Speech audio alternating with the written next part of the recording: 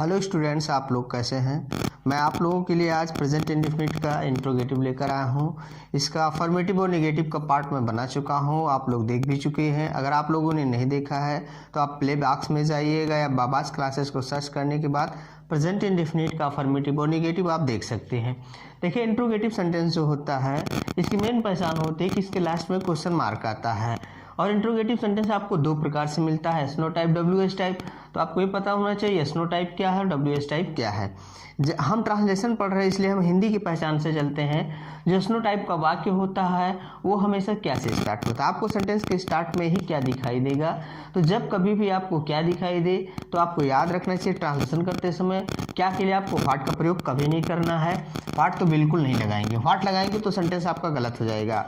फिर आगे कहते हैं कि जो टेंस होगा उसी के अनुसार आप हेल्पिंग वर्ब सबसे पहले लिखेंगे। जैसे कि यहाँ प्रेजेंट इंडेफिनिट का हम पढ़ रहे हैं तो हमें डू या डैश सबसे पहले लगाना चाहिए। अगर हम जो भी हेल्पिंग वर्ब टेंस के अनुसार लगाएंगे, स्टार्ट में ही लगाएंगे, उससे दो काम होता है। वो आपका क्या का भी काम कर जाता है और टेंस को भी वो फॉलो कर जाता है। क्या से भी काम बना देगा और टेंस भी बता देगा। और डब्ल्यू एस टाइप को बताते हैं। जो डब्ल्यू एस टाइप होता है उसमें जो प्रश्नवाचक शब्द होते हैं वाक्य के बीच में आते हैं। अब आपको पता होना चाहिए प्रश्नवाचक शब्द हिंदी में क्या होते हैं, क्या, क्यों, कैसे, कहाँ, कब, कितना, कितने, किसने, किसको, किस, कब, ये सारे प्रश्नवाचक शब्द वाक्य के बीच में लगेंगे। लेकिन मैंने इनकी कुछ इंग्लिश बता दी है आप लोगों के लिए, जैसे who, whom, whose, which, where, why, when, what, which, how many, how much, how long, ऐसे बहुत से होते हैं, आपको याद होने चाहिए।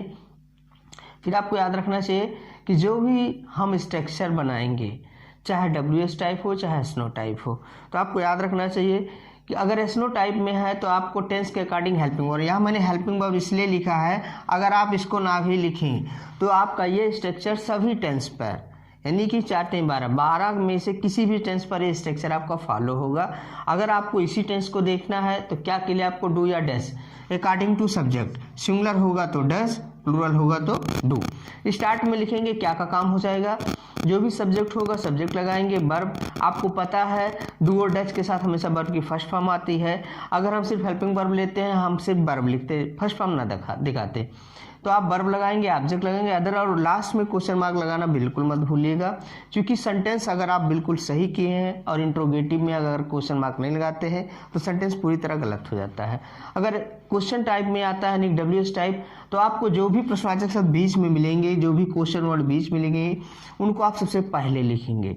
ये आपकी प्राथमिकता होनी चाहिए। फिर आपका जो ऊपर का स्ट्रक्चर है सेम वही आ जाता है, helping verb, subject, verb, object, other, बाद में क्वेश्चन मार्क। इसी तरह से आपको इंट्रोगेटिव का स्ट्रक्चर बनाना है। हम एग्जाम्पल को लेते हैं। जैसे आपको सेंटेंस दिखाई देता है, कोई भी हो सकता है, जैसे यहाँ पर मिला आपको, क्या वह रोज स्कूल जाता है। तो आपको याद रखना चाहिए कि पहले हमें ट्रांसलेशन करने से टेंस की पहचान जरूर करनी चाहिए, किस टेंस में जा रहा है। देखिए, क्रिया के लास्ट में ता है आ रहा है, इसलिए प्रेजेंट इंडेफिनिट है। यहाँ पर क्रिया के लास्ट में ते है आ रहा है, यहाँ पर क्रिया के लास्ट में ते हो आ रहा है, क्रिया के लास्ट में ते है। तो जब क्रिया के लास्ट में आपको ता है, ती है, ते दिखाई दे तो आप डेफिनिट हो जाते हैं कि यहाँ पर प्रेजेंट इंडेफिनिट है। अब इसके बाद हम देखते हैं कि अगर एक क्वेश्चन दिखाई देता है, इंट्रोगेटिव की पहचान क्वेश्चन दिखाई देता है, तो आपको ये ध्यान रखना चाहिए कि हमें पहचाने कि ये एस नो टाइप है या डब्ल्यू एस टाइप है। स्टार्ट में ही आपको क्या मिल रहा है, अगर स्टार्ट में मिल रहा है क्या तो आप जान जाइए एस नो टाइप है। एस नो टाइप में आपको स्ट्रक्चर भी इसी तरह करना है। पहले आपको हेल्पिंग वर्ब लगाना है। हेल्पिंग वर्ब हम कैसे लगा सकते हैं, जब तक हम सब्जेक्ट नहीं पहचानेंगे कि सब्जेक्ट हमारा सिंगुलर है या प्लूरल, तब तक हम डू या डैश नहीं लिख पाएंगे। तो देखिए, वह रोज स्कूल जाता है, सब्जेक्ट हमारा वह है, तो वह का ही हमारा सिंगुलर है, तो सिंगुलर के साथ हमें क्या लगाना चाहिए, डज। अब डज हमने स्टार्ट में लगाया, क्या का काम कर गया। अब हमें सब्जेक्ट लगाना चाहिए, वह स्कूल जाता है तो ही क्या काम कर रहा है, जाने का, जाना का अंग्रेजी को। अब आपको याद है डज लगेगा तो वर्ब में से यस कभी नहीं लगाना है, डज ही गो। और जब हमारा डेस्टिनेशन पता हो तो हमें गो के साथ टू भी जरूर लगाना चाहिए। यानी कि आपको पता है गो, वेंट, गानी के साथ टू अक्सर लगता है। अब क्यों लगता है, जब हमें वो स्थान पता हो जहाँ जा रहे हैं उसे डेस्टिनेशन बोलते हैं, गंतव्य। जब हमें गंतव्य पता हो तभी हम टू लगाएंगे। गो टू स्कूल, बच क्या रहा हमारा एडवर्ब, रोज, रोज के लिए हो जाएगा डेली। फिर क्या वे गरीब लड़कियां, देखिए यहाँ पर क्वेश्चन मार्क नहीं लगा था लेकिन ये लगाना जरूरी है। क्या ये लड़कियां पढ़ना चाहती हैं? अब यहाँ देखिए क्या से स्टार्ट है। अब हम क्या के लिए डू लगाएं या डैश, ये हमारा निश्चित करता सब्जेक्ट। सब्जेक्ट हमारा क्या है? ये गरीब लड़कियां। अब लड़कियों से ही दिखाई दे रहा कि हमारा प्लूरल है, तो प्लूरल के साथ हमें क्या अंग्रेजी डू लगा देना है। क्या हो गया हमारा? अब सब्जेक्ट हमारा गरीब लड़कियां, ये के लिए दीज, गरीब के लिए पुअर, लड़कियों के लिए girls. Do these poor girls. अब क्या काम कर रही हैं? चाहती हैं। अब देखिए सब्जेक्ट के तुरंत बाद वर्ब, चाहना के लिए वांट। अब क्या करना चाहती हैं? पढ़ना। पढ़ना में क्या लगा है? ना लगा है। तो देखिए मैंने आप लोगों को बाबास क्लासेस पर इन्फिनेटिव की वीडियोज अपलोड किए हैं। आप इन्फिनेटिव वीडियो अगर देखना चाहते हैं तो आप सर्च कर लीजिएगा, प्ले बॉक्स में मिल सकता है या आप डिस्क्रिप्शन बॉक्स में भी लिंक पा सकते हैं। तो वहाँ देखिए इन्फिनेटिव कैसे बनता है। जब क्रिया के लास्ट में ना नी ने लगा हो तो आपको वहाँ इन्फिनेटिव बनाना चाहिए। इन्फिनेटिव कैसे बनता है? टू लगाएंगे और उसी वर्ब की first form, to read.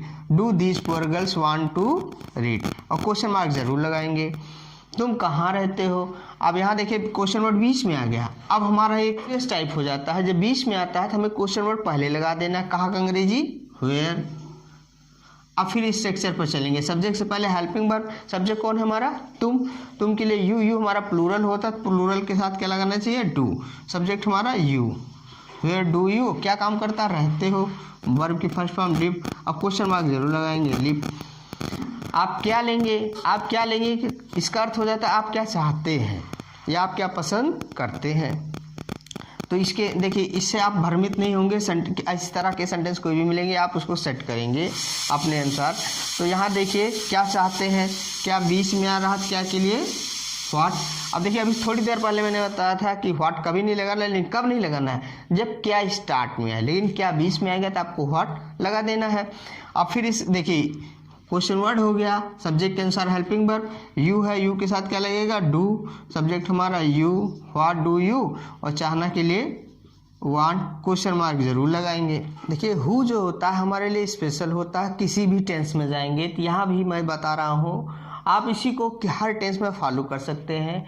Who जिस वाक्य में आता है वो हमेशा सब्जेक्ट का कार्य करता है, यानी कि कौन। कौन के लिए आपको हु लगाना, और हु हमेशा सब्जेक्ट में, हु हमेशा सेंटेंस में सब्जेक्ट का कार्य करता है। तो इसलिए इसका स्ट्रक्चर आपको दो तरह से याद रखना, अफर्मेटिव और नेगेटिव। अगर आप प्रेजेंट इंडेफिनिट में हु का ट्रांसलेट करते हैं तो हु के साथ हमेशा आपको वर्ब में एस या एस लगाना है। आपको याद रखना है कि हु के साथ डू या डैश नहीं लगाना है। इंट्रोगेटिव के अनुसार नहीं, बल्कि इसका ट्रांसलेशन आप मान लीजिए अफर्मेटिव के अनुसार होता है। जैसे अफर्मेटिव में वर्ब में एस या एस लगा, वैसे हु के साथ भी आपको लगाना। अगर हम नेगेटिव में जाते हैं हु के साथ आपको डज नॉट लगाना। क्यों लगाना है? क्योंकि हु आपका सिंगुलर होता है। ट्रांसलेशन देखते हैं, तुम्हें कौन चाहता है। ऑप्शन देखिए हमें कौन मिल रहा, कौन के लिए क्या लगाएंगे? हु। अब देखिए इस समय अफर्मेटिव है तो अब चाहना का मतलब यहाँ वांट नहीं हो सकता है। आपको याद रखना है वांट वहाँ लगाया जाता है जहाँ किसी चीज़ का अभाव होता है, कोई चीज़ की आवश्यकता होती है, ज़रूरत हो, तब वहाँ वांट लगाइएगा। यहाँ चाहने का अर्थ है लाइक करना या लव करना, तो यहाँ पर हम लाइक ही लगा देते हैं, हु लाइक। अब देखिए मैंने कहा हु अगर सिंगुलर होगा वर्ब में एस या एस, तो हु सिंगुलर होता ही है, इसलिए हम क्या लगाते हैं? लाइक्स। हु लाइक्स किसे चाहता है? तुम्हें, ये ऑब्जेक्ट हो जाता है। क्वेश्चन मार्क जरूर लगाएंगे। मुझे कौन पसंद करता है? मुझे कौन, कौन के लिए हु पहले लगा दीजिए। क्या काम करता है? पसंद करने का। पसंद करना के लिए लाइक। हु के साथ वर्ब में वर्ब की फर्स्ट फॉर्म एस या एस। अब यहाँ पर क्या हो जाएगा? लाइक्स। हु लाइक्स, मुझे के लिए मी। या देखिए मेरे वीडियो कौन कौन नहीं देखता है। अब यहाँ कौन कौन दोबारा है, आपको भ्रमित नहीं होना है। इसका अर्थ एक ही हो जाएगा, मेरी वीडियो कौन नहीं देखता है। अब कौन एक बार लिखेंगे, कौन के लिए? हु। अब देखिए निगेटिव आया है, निगेटिव में आपको तुरंत डज नॉट लगा देना है, हु डज नॉट। अब वीडियो देखना के लिए क्या हो जाएगा? Watch. Who does not watch. अब क्या नहीं देखता? मेरी वीडियो, तो हम लिख देते हैं माई videos. Who does not watch my videos. इस तरह से आप इनका ट्रांसलेशन करेंगे। देखिए कुछ वर्ड और भी स्पेशल हैं, उनका वीडियो मैं अलग से बनाना चाहता हूं, जैसे आपका how much, how many, whose, which. अगर आप लोग इस पर वीडियो चाहते हैं तो आप कमेंट ज़रूर करिएगा, मैं इस पर वीडियो बना दूंगा।